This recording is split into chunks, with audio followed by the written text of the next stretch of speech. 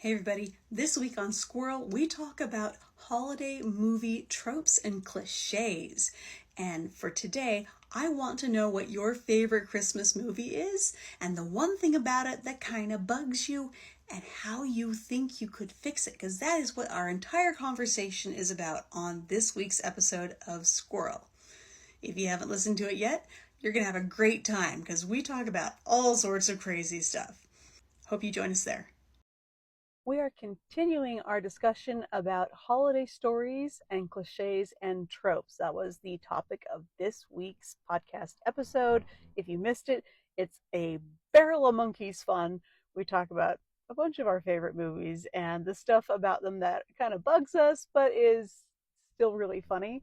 So today's holiday trope that I want to talk about is the gotta get the best present ever at the expense of everything else trope. Now, probably the most iconic example of this is Jingle All the Way with Schwarzenegger, where we see two parents trying really, really hard to get the toy of the season and ending up having one heck of a holiday. And for me, the reason the trope is problematic is that, for one, the parents aren't really doing it for the kid. The parents are doing it for themselves and to give themselves like parent brownie points for being able to get the coolest present.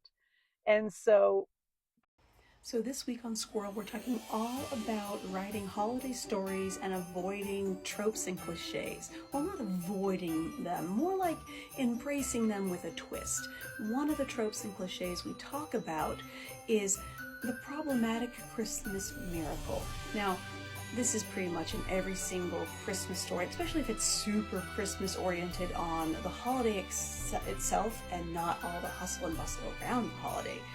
And what happens in this kind of story is we've got someone with a problem and they're really upset and they're grumpy, and all of a sudden something magical happens and everything is better.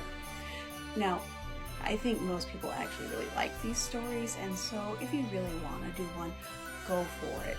But make sure, this is the fix here, make sure that the main character has some stake in the game, has some reason he wants to overcome this problem, have some reason why he's grumpy in the first place. And when it happens, when the miracle happens or the improbable thing happens that changes their heart, then we have everything stacked up so it really makes sense for this person to get that to happen, and it kind of makes the whole story better. Anyway, I'd love to hear your thoughts on